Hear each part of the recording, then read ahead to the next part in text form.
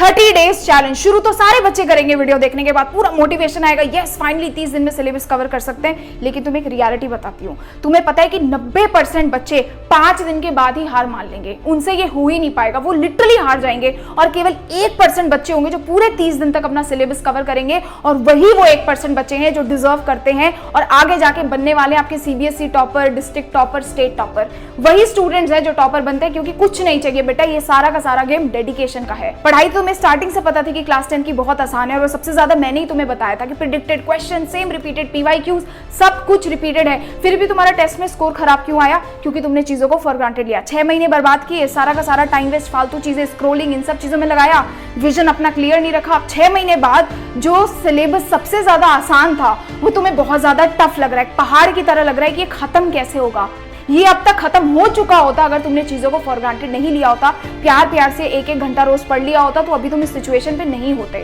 तो भाई हर गलती के बाद ना एक मौका मिलता है, और ये भी तुम्हारे लिए मौका है, लास्ट मौका, हाफ ईयरली से पहले और बोर्ड एग्जाम से भी पहले। जिस बच्चे ने स्टार्टिंग से लेकर के 30 दिन तक बेटा ये टाइम टेबल फॉलो कर लिया, मैं यहीं पे खड़ी हूँ, यहीं खड़े रह के एक बात बोल रही हूँ कि तुम्हें कोई हरा नहीं सकता। तुम्हारे आने वाले 4 महीने जो है ना, वो तुम मस्ती में निकालोगे, रिवीजन ही रिवीजन करोगे बस बैठ करके, और वहां पे तुम्हें आएगा एक रिलैक्सेशन का फील जब तुम बोर्ड में टॉपर बन के निकलोगे, क्योंकि तुम्हें कोई टेंशन ही नहीं होगी।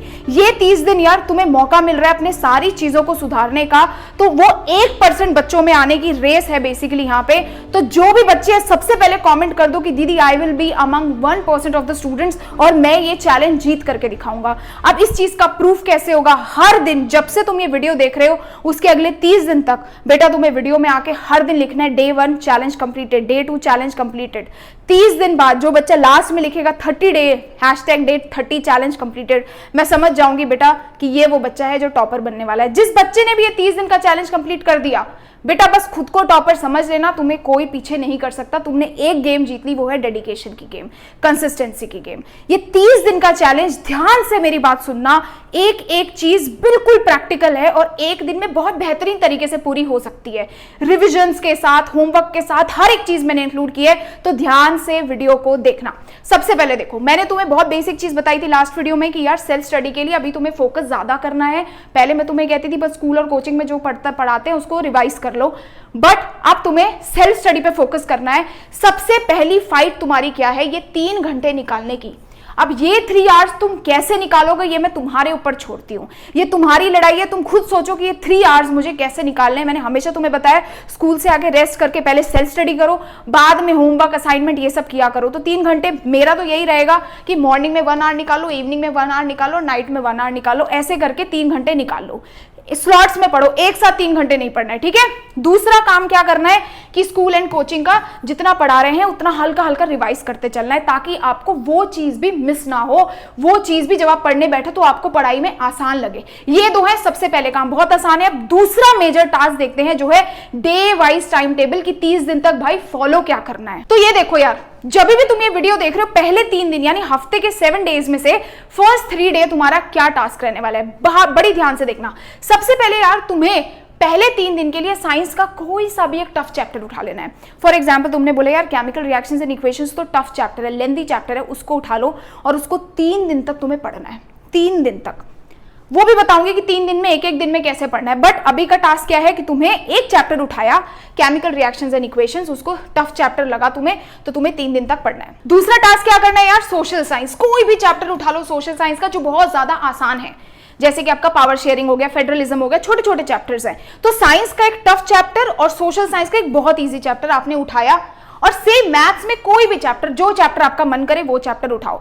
आपके पास ये तीनों काम करने के लिए 3 दिन है, यानी साइंस का टफ चैप्टर कंप्लीट करने के लिए 3 दिन, सोशल साइंस का बहुत इजी चैप्टर कंप्लीट करने के लिए 3 दिन, और मैथ्स का कोई भी एक एक्सरसाइज करने के लिए 3 दिन। इस तरीके से आपका टास्क बना है, यानी कि पहले 3 दिन आप साइंस का कोई एक टफ चैप्टर पढ़ोगे, फिर एक सोशल का बहुत ईजी चैप्टर पढ़ोगे ताकि आपको बर्डन ना हो थियरीज में, और तीसरा है मैथ्स सॉल्व करोगे। तो इसके लिए आपको 3 स्लॉट्स फिक्स करने की, भाई सुबह में मैथ्स करूंगा, दिन में मैं साइंस करूंगा, रात में मैं सोशल करूंगा। ये हो गया आपका फर्स्ट 3 डेज का टास्क। यानी जैसे ही आपके 3 दिन कवर होंगे तो 3 दिन होने के बाद आपके पास 3 चैप्टर ऐसे होंगे जो आपने कर लिए होंगे, एक साइंस का, एक सोशल का, एक मैथ्स का। सेम नेक्स्ट 3 डेज में क्या करना है, अपनी चीजों को पलट देना है। यानी अब आपको सोशल साइंस का एक टफ चैप्टर करना है और साइंस का कोई बहुत इजी चैप्टर करना है जो आपको इजी लगता है या आपने पहले पढ़ रखा है, जैसा भी है वो चैप्टर आपको करना है। और तीसरा मैथ्स का अगेन जो आपका पसंद का चैप्टर है वो करना है। ये है आपका नेक्स्ट 3 डेज का। फिर अगले 3 डेज में क्या करना है, नेक्स्ट वीक में फिर से पलट देना है। फिर साइंस का टफ पकड़ लो, सोशल का इजी पकड़ लो, मैथ्स का कोई एक चैप्टर पकड़ लो। अब इसमें जो बीच का संडे आ रहा है उसमें क्या करना है, कुछ नहीं करना। पूरे संडे में जो आपका थोड़ा बहुत होमवर्क है ट्यूशंस का, स्कूल्स का, वो कंप्लीट कर लो। उसके बाद क्या करोगे, 1 आवर के 6 स्लॉट्स बना लो, क्योंकि संडे को सारा दिन तुम घर रहते हो। या फिर 4 आवर्स तक का स्टडी स्केड्यूल बनाओ, 4 घंटे में ये सारे के सारे 6 चैप्टर रिवाइज करो बेहतर तरीके से, एंड यू आर डन। उसके बाद तुम गेम खेलने जाओ, मूवी देखने जाओ, मुझे कोई फर्क नहीं पड़ता। संडेज को 4 आवर बैठ करके जो आपने पढ़ा है उसको रिवाइज करना है। अब ये बताना तो बहुत आसान है भाई, 3 दिन में टफ चैप्टर कर लेना सोशल साइंस का, पर ये चैप्टर्स करने कैसे, इनको अप्रोच कैसे करना है कि हम 3 दिन में इनका बेहतर आउटपुट निकाल सकें, वो अब मैं आपको नेक्स्ट चीज बताने वाली हूँ। तो बात आती है यार इन चैप्टर्स को पढ़ना कैसे। वो जो 3 डेज है ना, उन 3 डेज में मैक्सिमम प्रोडक्टिविटी 1 आवर के अंदर अंदर हम कैसे निकालें, कैसे उस 1 घंटे को यूटिलाइज कर सके कि हमें वो चैप्टर 3 दिन में बहुत बेहतर तरीके से आए। सबसे पहला दिन तुमने क्लियरली डिवोट करना है 1 शॉट लेक्चर्स को। जिस दिन तुम सिर्फ और सिर्फ 1 शॉट लेक्चर देखोगे, बिल्कुल ध्यान से डेडिकेशन के साथ पढ़ोगे कि भाई उस चैप्टर में है क्या, कॉन्सेप्ट समझने की कोशिश करोगे। साथ में एनसीईआरटी टेक्स्ट बुक रख सकते हो, कोई चीज इंपॉर्टेंट लग रहा है तो अंडरलाइन कर सकते हो। जो बच्चा वो भी नहीं करना चाहता है, एनसीईआरटी नहीं पढ़ना चाहता है या बाद में कभी पढ़ना चाहता है, उसके लिए सिंपल मेथड ये है कि या तो तुम लेक्चर चल रहा है तो साथ साथ में स्क्रिबल करते चलो। स्क्रिबल करने का मतलब ये नहीं है कि तुम डिटेल में बना रहे हो, स्क्रिबल करने का मतलब ये है कि भाई जो तुम्हें चैप्टर पढ़ाया जा रहा है टीचर्स के थ्रू, उसको बस ऐसे फ्लो चार्ट्स की फॉर्म में लिखते जाओ। उससे क्या होगा, तुम्हें समझ आएगा कि चैप्टर में है क्या, एक बेसिक रिवीजन। और जो बच्चे वो भी नहीं करना चाहते उनके लिए यार मैंने ये नोट्स तो बना ही रखे हैं। साइंस के तो सारे अपलोड है, तो साइंस के तुम कर सकते हो, सोशल के भी, सिविक्स के अपलोडेड है, वो ये नोट साथ में रख ले। इन नोट्स में अंडरलाइन करते चले, एनसीईआरटी बेस्ड कंप्लीट नोट्स हैं। जहां पे आपको लगता है कुछ चीज मिस हो गई है, एक व्हाइट पेपर ले लो, उस पे लिख लो और इसी नोट्स के साथ पीछे से स्टेपल कर दो, व्हाइट पेजेस स्टेपल कर दिया। इससे क्या होगा कि तुम्हारे भी जो लैंग्वेज के नोट्स हैं जो तुम्हें लगता है मिस हो गए, वो भी इसमें आ जाएंगे। तो नोट्स बनाने भी नहीं पड़ेंगे, कुछ चीज मिस आउट हो गई है तो व्हाइट पेपर पे लिख के इसी के साथ स्टेपल कर दो, तुम्हारे पास नोट्स रेडी है, ज्यादा टाइम वेस्ट करने की जरूरत नहीं है। तो ये हुआ तुम्हारा पहला प्रोसेस, बहुत आसान सा। आपने 1 शॉट देखा, साथ साथ में नोट्स बनाते गए, ये आपका पहला दिन का टास्क है बेटा, इसे करे बिना उठना नहीं। सेकंड टास्क क्या होगा, अगले दिन तुम जाओगे, भाई तुम्हें पहले 20 मिनट बहुत बेहतरीन तरीके से रिवाइज करना है, सारी चीजों को समझना है, रिवाइज करना है, कॉन्सेप्ट्स को रिवाइज करना है। उसके बाद आपको एनसीईआरटी के इन टेक्स्ट और बैक एक्सरसाइज के सारे क्वेश्चन सॉल्व करने हैं, सब कुछ एक एक क्वेश्चन बेहतरीन तरीके से सॉल्व करना है।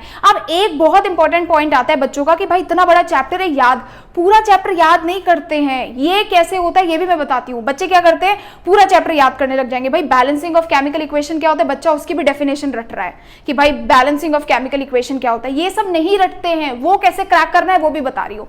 तीसरा दिन क्या करोगे आप, कुछ नहीं करना। आपने तीसरे दिन फिर से 20 मिनट की डीप रिविजन करनी है, 10-15 मिनट्स की बहुत अच्छे से रिविजन करनी है। उसके बाद आपने करने हैं बेटा PYQs, एनसीईआरटी खत्म करने के बाद। फिर से मैं बता रही हूं, आपके पास 30 दिन है बेटा, 3000 क्वेश्चन कर लो या 30 क्वेश्चन कर लो, आने तो तुम्हें पता ही है 3 क्वेश्चन है चैप्टर से। हर बार मैं बोलती हूँ PYQs करो, तुम्हारे लिए मैंने स्कोर 100 बुक्स बनाई है, तुम ये यार स्कोर 100 बुक्स सॉल्व कर सकते हो। मैंने बहुत बार तुम्हें बताया है, बहुत बच्चे स्कोर 100 बुक्स लिए हैं, हाफ ईयरली में उनके डायरेक्ट क्वेश्चंस आए हैं। Amazon पे बस एक बार जाके रिव्यूज चेक करना।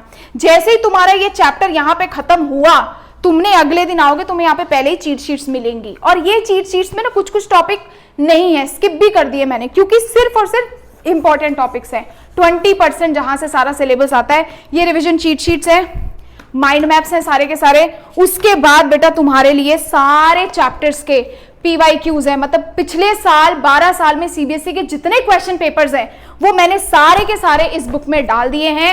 यानी जैसे ही तुम्हारा चैप्टर खत्म हुआ, दूसरा टास्क क्या है, पिछले 5 साल के क्वेश्चंस लगाना। अब ये लगाने क्यों है, इसका भी बहुत इंपॉर्टेंट रीजन है।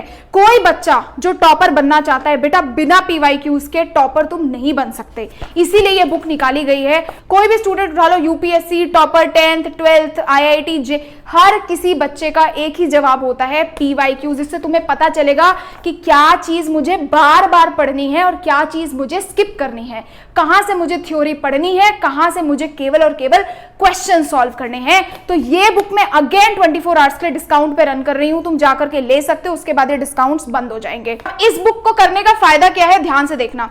जैसे ही तुमने लास्ट 5 ईयर के क्वेश्चंस करे, तुम्हें पता है क्या चीज समझ आएगी।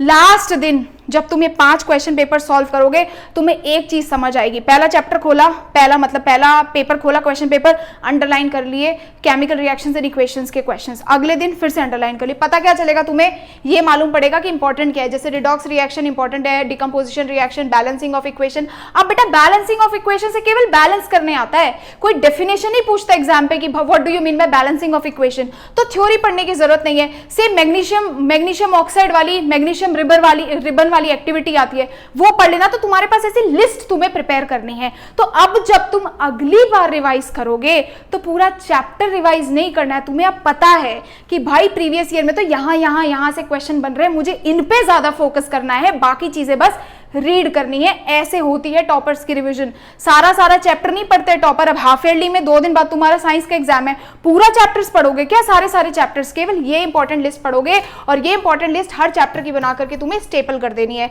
तो इस तरीके से अगर तुम देखोगे तो महीने के एंड में बेटा तुम्हारे, खुद लगा लो यहाँ पे 6 मतलब वीक के तुम 6 चैप्टर्स कर रहे हो, तो तुम्हारे महीने के कितने हो गए? कुछ 24 चैप्टर्स तुम्हारे आसानी से हो पाएंगे। एक और चीज, बाई चांस दीदी बीच में हमारा कोई टेस्ट आ गया, स्कूल का टेस्ट या ट्यूशन का टेस्ट, कोई बात नहीं, वो पूरे दिन का स्केड्यूल एक दिन आगे खिसका दो और उस दिन उस टेस्ट के लिए बहुत बेहतरीन तरीके से पढ़ो, क्योंकि इवेंचुअली वो टेस्ट भी तो तुम्हारे हाफ ईयरली का पार्ट है, वो चैप्टर भी तो कभी ना कभी हाफ ईयरली में आएगा। कोई बात नहीं, टाइम बच रहा है तुम्हारा, पूरा मेहनत के साथ पढ़ो ताकि दोबारा जब बैठो ना तो तुम्हारा वो चैप्टर 1-2 घंटे में ही रिवाइज हो जाए। तो कोई बात नहीं, पूरा टाइम टेबल एक दिन आगे कर दो, इवेंचुअली वो भी तो तुम्हारे फायदे की बात है। तो ऐसे अपना ट्यूशन वगैरह मैनेज करते हैं, ऐसे अपना सेल्फ स्टडी में ट्यूशंस और बाकी चीजों को लेकर के आते हैं। आ गया समझ में ये चीज मेरी? ठीक है, अब देखते हैं लास्ट चीज है। अब जो बच्चे यहाँ पे लास्ट तक रुक गए हैं उनके लिए ये 3 टिप्स है। जिन्होंने स्किप कर दिया वो तो समझ लो रेस से पहले ही बाहर है। अगर तुम आखिरी तक आए हो सबसे पहले तो तुम सच में सीरियस हो, और मुझे जहां तक लगता है तुम इस चैलेंज को करोगे। पहली टिप क्या है बेटा? 30 दिन तक कंसिस्टेंसी रखना कोई छोटी बात नहीं है। आपको करना क्या है? 30 दिन तक के लिए आप करेंगे मेडिटेशन। आप ऑनलाइन जाइए, आप लिखिए meditation music, you will find so many musics जिसके ऊपर आप बैठ करके, मतलब जिससे आप बहुत अच्छे से मेडिटेशन कर सकते हैं। हर दिन मॉर्निंग में 10 मिनट खुद को दो, मेडिटेशन करो, पूरा दिन तुम्हारा अच्छे से निकलेगा, ये चीज़ की मेरी गारंटी है। दूसरा काम क्या करना है बेटा? स्कूल में जब जाते हो तो जितना टाइम बचता है होमवर्क और असाइनमेंट स्कूल में ही निपटा दो, घर लेकर के ही मत आओ, ताकि जो स्कूल और असाइनमेंट्स में तुम टाइम वेस्ट करोगे उतना टाइम तुम घर पे आकर के खुद को रेस्ट करने के लिए दो। 1-1.5 घंटा जो तुम होमवर्क में निकालोगे उसको घर में आओ, रेस्ट करो, सो, ताकि तुम अच्छे से पढ़ाई कर सको। तीसरा काम क्या है? एक पोस्टर डेफिनेटली लगा देना, आई कैन डू इट, खुद से लिख करके। बेटा उठ मत जाना 30 दिन तक। बहुत उम्मीदों के साथ मैंने वीडियो बनाई ये सोच करके कि तुम करोगे।